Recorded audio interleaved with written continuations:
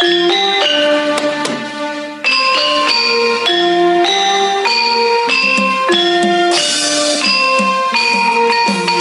datang di podcast Tidak Nyaman.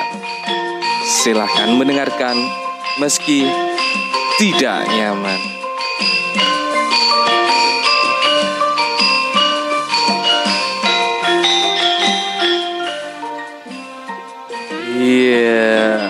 Kembali lagi di podcast Tidak Nyaman. Oke, podcast dibuat sebagai penuangan pemikiran-pemikiran tidak nyaman, dan kali ini adalah bukan kesempatan ya, di segmen tidak nyaman. Kali ini segmen tidak nyaman sendiri ini segmen yang masih saya coba-coba untuk dibuat supaya konsisten ya, dimana kadang-kadang kan setiap orang kan selalu perlu ada masa-masa sendiri, istilahnya yang kerennya tuh biasanya me time. Nah, di segmen ini saya pengen me time, mengoceh sendiri soal berbagai macam isu-isu yang sekiranya membuat pikiran saya ini tidak nyaman. Jadi perlu untuk dibicarakan, dijadikan di koropos iki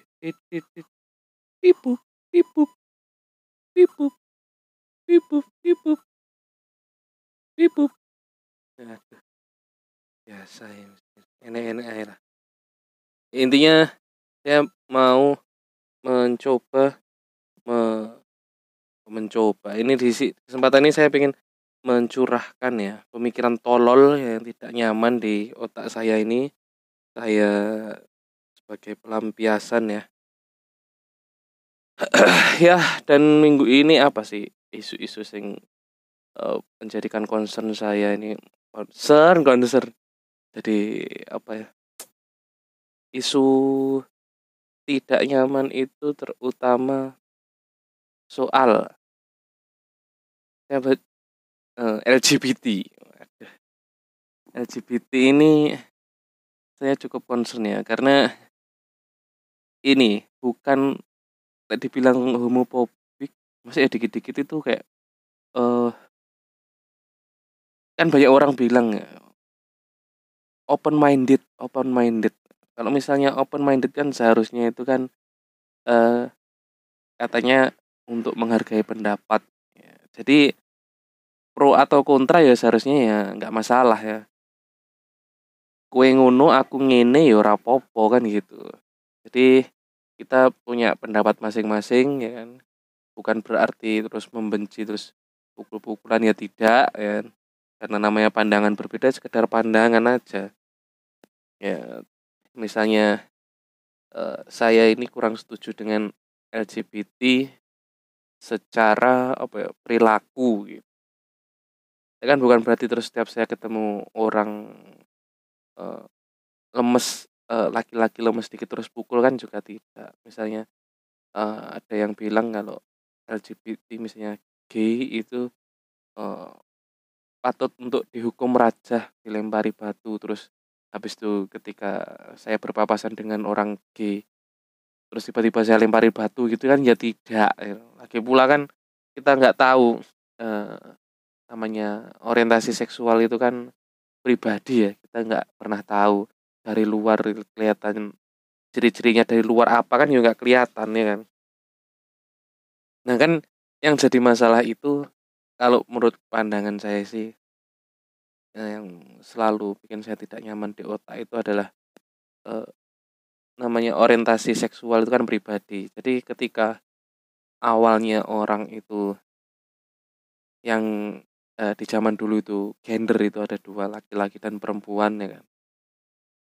Ketika mereka sudah ketika gender itu secara fungsi untuk reproduksi ya, kan banyak organ-organ reproduksi itu apa saja sih, ya kan? Organ-organ reproduksi, ada Mr. P, ada Mr. V, itu kan organ reproduksi. Yang organ yang fungsinya untuk melakukan reproduksi, ya kan? Sampai suatu ketika ada orang-orang yang mulai membedakan organ reproduksi atau organ rekreasional. Nah, itu udah mulai ada fenomena itu, orang yang membedakan, yang memfungsikan organ reproduksi sebagai organ rekreasional. Nah, ketika rekreasional, mereka melakukan aktivitas reproduksi tapi bukan untuk reproduksi, tapi untuk rekreasional. Ketika mereka melakukan rekreasional, explore, ketika mulai bosen dengan aksi misionaris atau dengan aksi-aksi akrobatik lainnya, mencobalah lubang tetangganya. Lubang rekreasional itu mulai digeser, mencoba lubang rekreasional yang biasanya dipakai, terus itu mulai dicoba, kok ada lubang lagi sebelahnya. Cobalah masukkan ke situ, ya kan. Akhirnya ketemulah anal. Walaupun yang kadang-kadang saya itu kepikiran antara anal atau oral itu kira-kira mana yang dicoba lebih dulu. Walaupun kalau secara kedekatan ya, cocok logi posisi kedekatan lubang gitu. Lebih mungkin kalau mereka mencoba anal.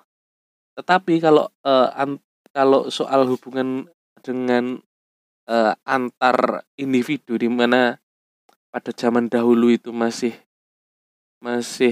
sangat kuat antar relasi dominasinya, ya kan, siapa yang mendominasi kan, kalau saya rasa itu sepertinya oral lebih dulu. Jadi ketika diperintahkan untuk oral gitu, Anci isu-isu omongane ra jelas tapi lancar banget ya ngomong.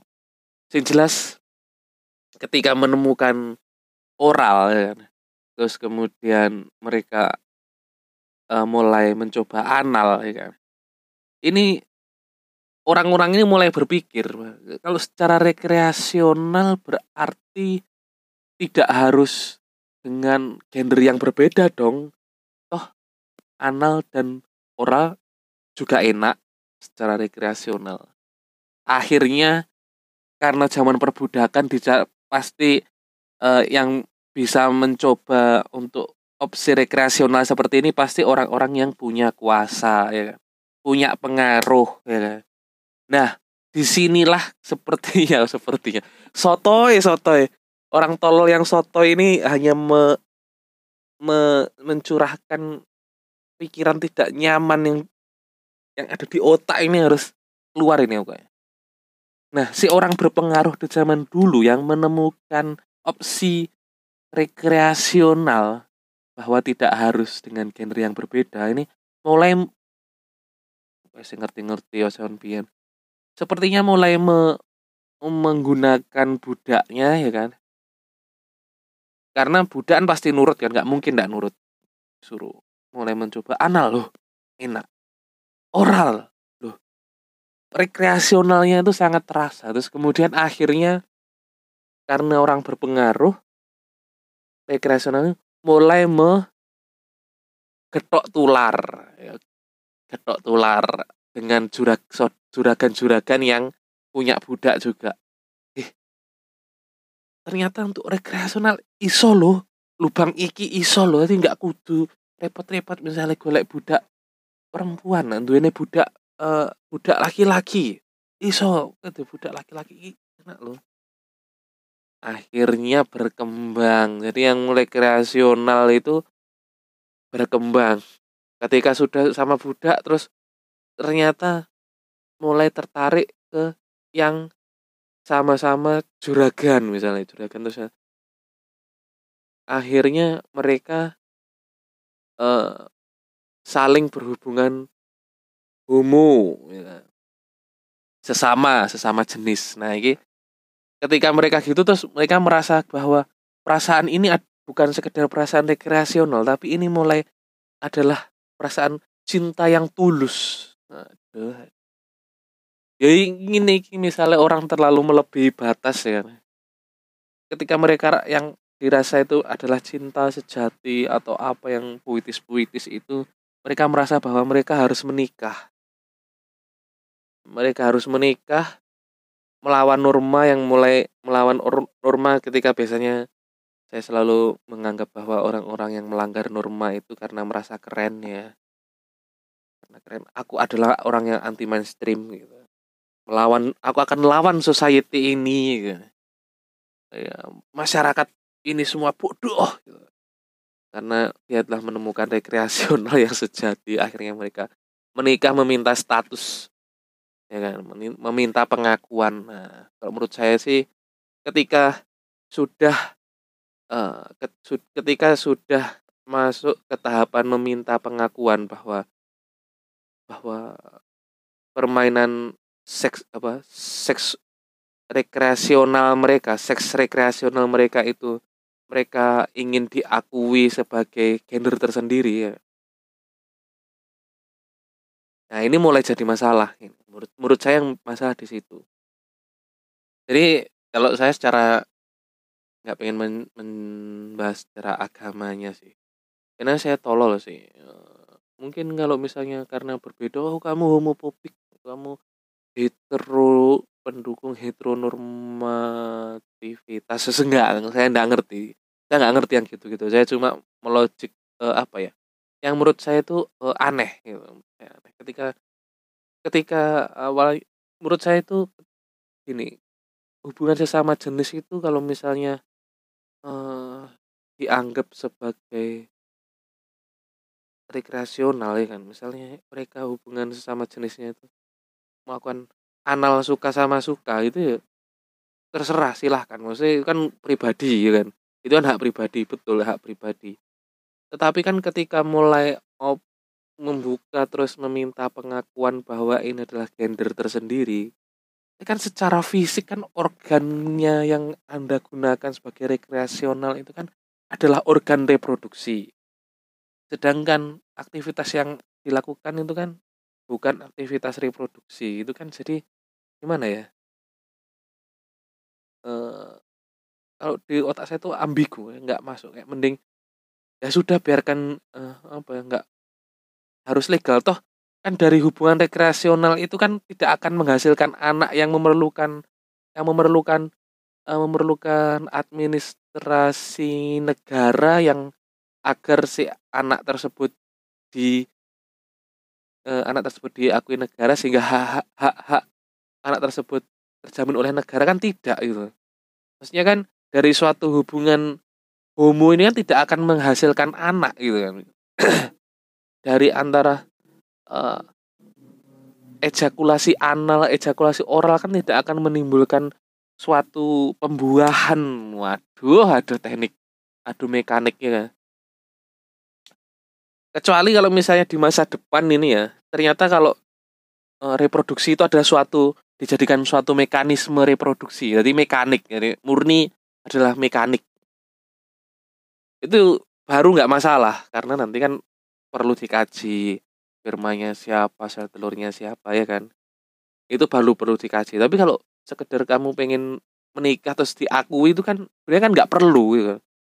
Mau homo ya homo aja gitu loh. Homo aja sana homo. Kalau pengen diakui itu maksudnya untuk apa? Toh misalnya tinggal cari misalnya merasa terusir gitu. Norma masyarakat, yung ngapain kamu katanya anti mainstream. Nanti kalau misalnya kamu anti mainstream terus dibikinkan sesuatu society atau daerah yang masyarakatnya semuanya homo ya kan, LGBT itu. Karena sifat anti mainstreammu itu nanti akan karena homo semua akhirnya anti mainstream. Semua orang homo. Aku mau hetero aja biar berbeda sama masyarakat homo ini. Semua homo tolol, kalian gak akan punya anak. Ya namanya orang mainstream pasti pencilan-pencilan tuh ketika di eh, lingkungan A yang mayoritas A akan menjadi minoritas. ketika minoritas tersebut berhasil jadi mayoritas, mereka akan memilih untuk menjadi minoritas di komunitas mayoritas tersebut. Jadi nggak akan ada habisnya. Bahkan suatu ketika akan bisa dibalik bahwa yang akan ditolak itu adalah yang hetero. Itu bisa jadi. Semua kemungkinan tuh bisa jadi. Jadi itu sebenarnya buat apa pengakuan itu? Pengakuan negara. Jadi kalau misalnya untuk harus melegalkan pernikahan, nggak usah. Yang kamu mau kan sebenarnya kan cuma pengen hubungan rekreasionalnya itu nggak diganggu orang kan. Mau sekarang aja wis nggak malu, ada banyak sekali kasus yang nggak malu-malu untuk berpacaran sesama jenis laki-laki sama laki-laki di kafe, ya kan nggak masalah. Walaupun akhirnya ada kafenya yang digeruduk gitu. Dulu sih nggak tahu berapa bulan yang lalu. Bahkan sekarang kan ada mahasiswa yang ada maba yang mengaku non biner dengan bangganya ya kan. Kan karena merasa wah, pasti merasa karena sudah pintar, sudah tahu dunia ini ya kan, dunia nyata ini. Jadi aku tidak mau diopresi. Ini adalah bentuk pengopresian. Opresian apa sih? Operasi tidak jelas. Ini adalah bentuk penekanan bebas untuk memilih gender. Ya, memang bebas memilih gender, tapi kan itu kan urusan pribadimu. Ketika kamu berusaha membuka di publik terus ada respon publik ya, itu resikonya ya kan. Seperti saya ini sangat berisiko ketika saya punya pikiran tidak nyaman ya. Namanya orang tolol tidak nyaman di otak terus pusing akhirnya dicurahkan ya di dalam podcast seperti ini. Terus nanti ada reaksi yang bagaimana itu kan ya resiko. Ya mau bagaimana lagi, kita semua orang punya pemikiran bahwa yang merespon juga pemikiran. Kan tinggal sebenarnya kan dari pemikiran tuh apa sih dampaknya ya kan.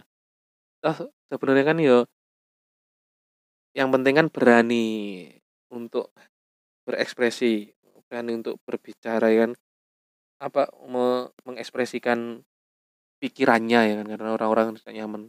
Kan banyak sekali kan orang-orang misalnya, bahkan ketika ada orang lain berekspresi ya kan, berekspresi untuk menyampaikan pikirannya, kemudian orang ini merasa nggak cocok terus terbakar. Dia tuh pengen pengen mengadu argumentasi. Ketika mau mengadu, hanya melalui ketikan mulai bingung gimana mau ngetik dari mana, bingung, akhirnya keluar satu kata, tolol. Cuma gitu aja. Masih banyak sekali yang komen-komen itu cuma satu kata, tolol. Kayak gitu, goblok gitu doang. Itu kan akhirnya karena saking di kepalanya tuh berkecamuk banyak sekali kata-kata, banyak sekali teori-teori, banyak sekali referensi yang ada di kepala, tapi ketika masuk filter mau keluar ke mulut gak bisa.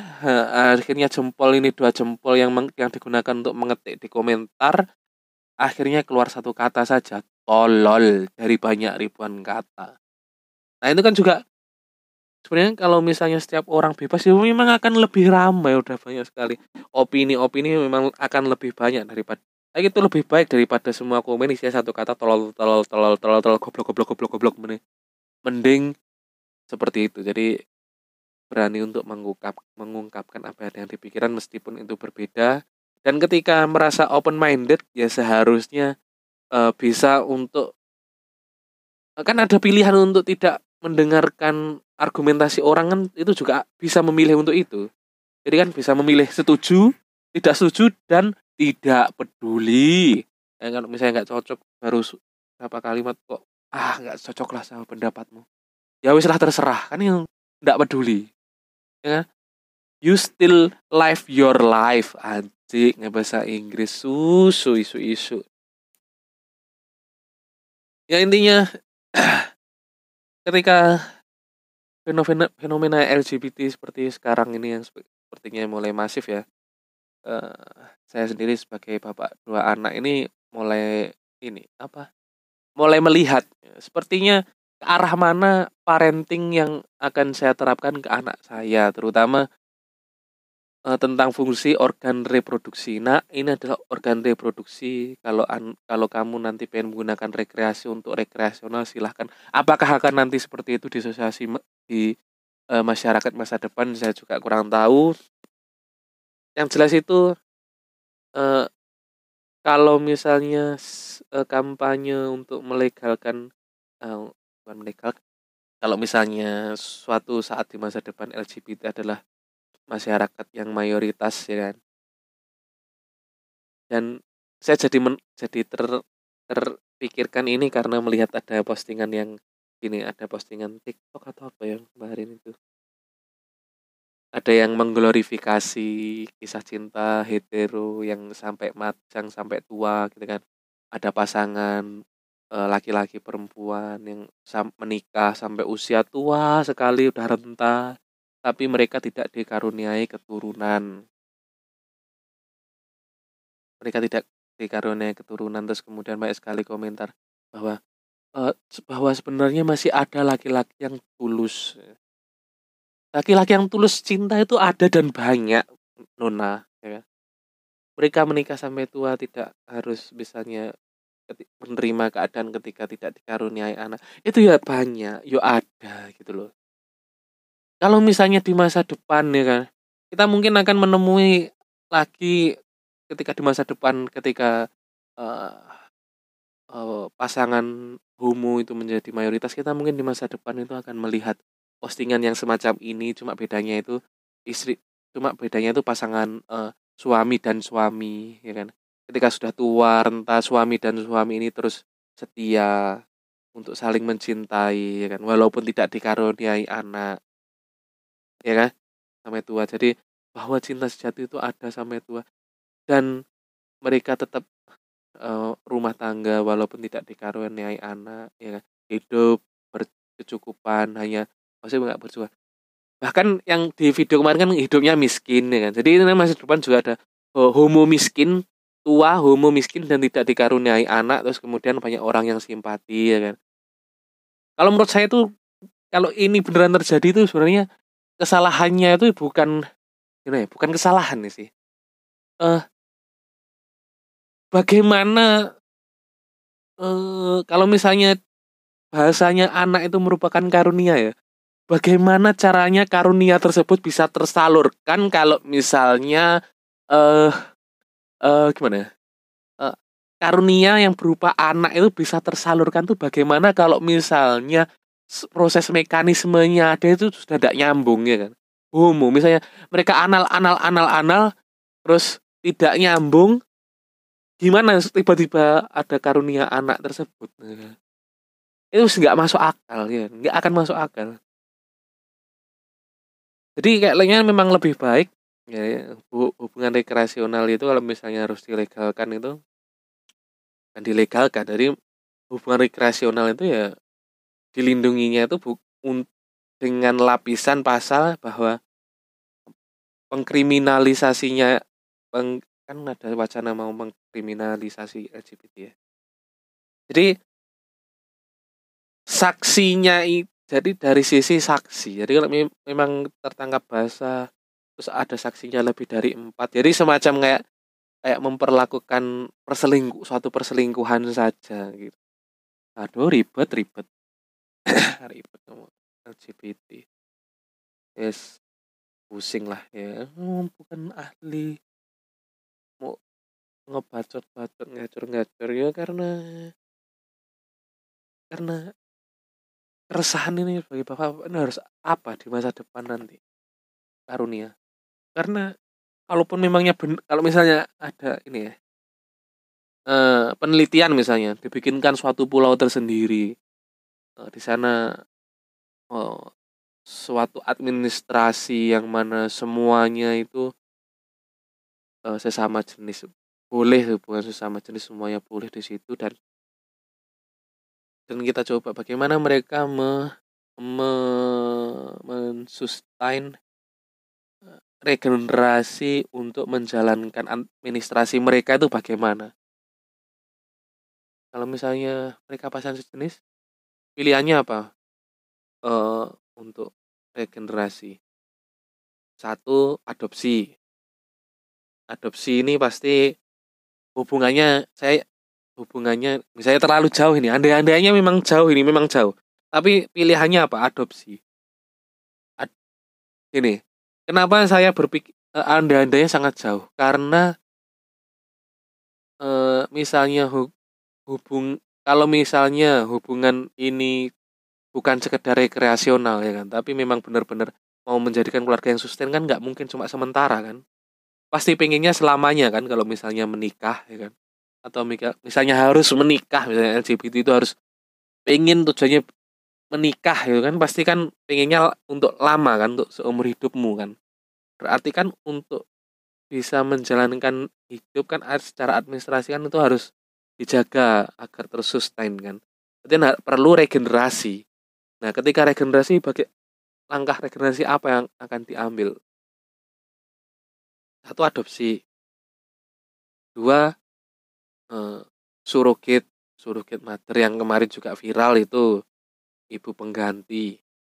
Tiga, bayi tabung, jadi full tabung semuanya di luar, in vitro, apa in vivo ya, pokoknya di dalam tabung. Nah, itu dari tiga ini, jadi kan ini wis udah mekanisme. Cuma kan pertanyaannya kan apakah bisa dirubah. Pertanyaannya apakah manusia itu bisa dibentuk dari sel sperma dan sel telur dan sel telur ketika sudah adu mekanik, itu apakah sudah bisa direkayasa seperti itu? Seperti itu. Pertanyaan seperti itu. Kalau misalnya adopsi lebih gampang misalnya. Cuma kalau adopsi itu nanti bukannya apa bedanya dengan human trafficking? Katanya kan open minded ya. Open minded. Katanya open minded. Kita katanya hak asasi manusia, tapi ketika adopsi seharusnya kalau misalnya adopsi berarti seharusnya adopsi eh, anak-anak yang sudah bisa memilih kalau misalnya gitu. Ya kan? Kelebihannya kan di situ kalau merasa kelebihan. Kalau misalnya orang-orang hetero kan mesti anak-anaknya kan yang problematik gitu kan mesti. Aku tidak pernah memilihkan untuk dilahirkan di keluarga ini gitu. Kalau misalnya gay atau lesbi, anaknya nanti misalnya aku tidak pernah meminta untuk diadopsi. Bingung kan jawabnya. Misalnya si anak ini nanti jadi anak yang rebel gitu. Aku tidak pernah memilih untuk diadopsi. Terus mau jawab apa? Aku tidak pernah memilih untuk kamu beli gitu. Aku bukan barang gitu. Ketika si anak berkembang. Bagaimana ya? Bahkan pasti ada masa-masa ketika membesarkan anak dengan penuh cinta, si anak tersebut akan rebel kan. Selalu ada kemungkinan. Jadi untuk pasangan hetero saja untuk membesarkan anak itu aja PR, apalagi ini homo ya kan. Kalau misalnya memang benar-benar misalnya pengen misalnya mengadopsi anak itu nanti relasinya ketika mengadopsi pasti motifnya pasti apa? Ekonomi ya kan. Jadi membeli kan, masih jadi transaksional jual beli. Apakah mungkin misalnya si misalnya eh, siapa tokoh LGBT yang terkenal, Ragil misalnya, ingin mengadopsi anak ya. Pasti kan mengadopsinya anak-anak yang dari panti asuhan yang tidak punya orang tua atau yang orang tuanya miskin, pasti dari situ. Kan nggak mungkin mengadopsi anak dari orang yang kaya raya, misalnya anaknya Raffi Ahmad misalnya. Rafathar itu kan udah besar kan, sudah bisa ditanya, "Nak, kamu saya adopsi mau atau tidak?" Ya kan udah anak sudah under consent ya kan. Kalau memangnya mau under consent dibesarkan oleh ayah dan ayah seperti kami. Kan untuk misalnya seperti itu. Atau dibesarkan ibu dan ibu seperti kami kan seperti itu misalnya. Ya kan sudah besar. Tapi kalau misalnya bayi misalnya dari anak sultan misalnya, eh misalnya suatu ketika Raffi punya Nagita hamil lagi misalnya. Terus si pasangan LGBT itu menawarkan untuk mengadopsi anak ketiganya gitu. Ya kan tetap pasti tidak mungkin ya kan. Karena nggak ada alasan kenapa Raffi harus menerima permintaan kamu, si wahai Ragil gitu kan. Misalnya kan. Kan pasti endingnya kan walaupun dengan penuh cinta, under consent misalnya, berpikiran terbuka gitu, endingnya kan apa? Human trafficking. transaksi manusia, cloning bahkan. Gimana mau cari surrogate misalnya? Eee, sel telur dengan misalnya ketika pasangan homo spermanya nanti mau spermanya siapa antara 2 sperma ini? Supaya mereka tetap merasa bahwa ini benar-benar anak mereka. Itu aja sudah bingung, sudah sulit. Nah, apakah mereka mau home pimpa misalnya mau, program bayi tabung, mau punya anak, apa home pimpa dulu apa sutjeling, sutpila, sutjeling ya kan. Siapa yang gajah, siapa yang orang ya kan. Siapa yang semut, siapa yang orang ya kan. Siapa yang gajah, siapa yang semut ya dari apa 3 kemungkinan itu. Masa iya mau seperti itu ya kan? Dulu, kita sepertinya mau punya anak pengen bayi tabung. Atau misalnya langsung 2. Nah, biar anaknya kembar. Pertanyaannya kan gini. Jadi kan ada 2 sel telur yang dibuahi 2 sel sperma itu. Apakah masih bisa disebutkan kembar? Ya, rumit sekali ini. Rumit sekali kalau sudah mekanik. Kalau misalnya adu mekanik. Anji. Atau kalau mau adu mekanik sekalian 2 sperma, 2 mani ini dicampurkan sama 1 sel telur, kira-kira nanti maninya siapa yang berhasil membuahi gitu. Itu kan adu mekanik. Jadi sudah 1 sperma itu bersaing dengan sperma yang lain dari 1 kontol, masih diadu lagi dengan sel sperma lain dengan dari kontol yang lain. Jadi makin banyak ini persaingannya ini. Terus selain itu semakin banyak persaingan tujuannya satu. Cuma yang dituju ini sel telurnya siapa? Itu lagi bingung lagi. Akhirnya kalau misalnya seperti itu anaknya jadi bukan hasil anak LGBT lagi kan? Ya memang manusia ya mekaniknya sendiri. Si anak ketika mbok tanya, ini ayah, tetap ibunya siapa ya? Ibunya yang melahirkan dia ya. Ya sel telurnya mereka tetap gak bisa ini LGBT. Ya kalau memang kayaknya memang lebih baik itu LGBT itu cukup sebagai hubungan rekreasional aja, nggak usah perlu ada pengakuan gender itu menurut saya nggak perlu. Karena ya memang bagaimanapun untuk keberlangsungan hidup LGBT itu, sangatlah tidak mungkin lah misalnya untuk membentuk suatu society itu nggak masuk akal lah, pusing lah. Tapi lumayan lah karena semua ngomong bakal lah terus ya, anjir. Ya paling enggak, saya berhasil anjing, jadi kayak ini ya, kayak di sosmed tuh kayak ejakulasi, kayak masturbasi pemikiran saya ini. Ngomong sendiri itu orang-orang yang ngomong sendiri itu semacam masturbasi pemikiran ketika sudah tercurahkan kayak merasa lega gitu, plong gitu, terus terus habis itu menimbulkan rasa bersalah karena onani. Onani onani itu setelah cerot gitu ya, pikiran lega tapi kadang ada rasa bersalah. Oh ini sepertinya tidak bagus. Anci ngomong di BB onani. Yes, udahlah. Ya itulah segmen pikiran tidak nyaman ya. Saya masih mencoba untuk konsisten supaya tetap tayang antara hari Senin dan Kamis ya, walaupun ini sepertinya meleset. Ya ada banyak sekali pikiran-pikiran yang tidak nyaman di otak kita, kepala kita, tapi tinggal bagaimana cara kita untuk melampiaskan pikiran tidak nyaman. Dan teman-teman yang open minded, boleh dong setiap orang punya pendapat yang berbeda ya kan. Seperti selera, setiap orang punya selera masing-masing. Eh jadi apabila ada kesalahan kata saya mohon maaf. Inilah podcast tidak nyaman. Silahkan mendengarkan meski tidak nyaman. Please listen even it's uncomfortable.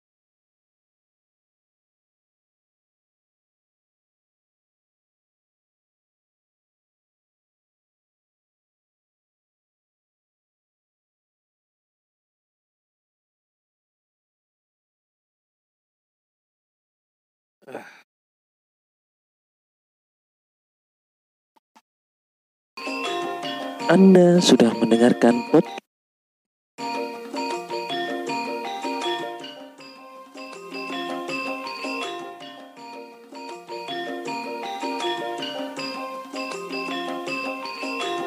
Anda sudah mendengarkan podcast Tidak Nyaman. Saya Sukmanan Tegar. Sampai jumpa pada episode Tidak Nyaman berikutnya. Terima kasih sudah mendengarkan.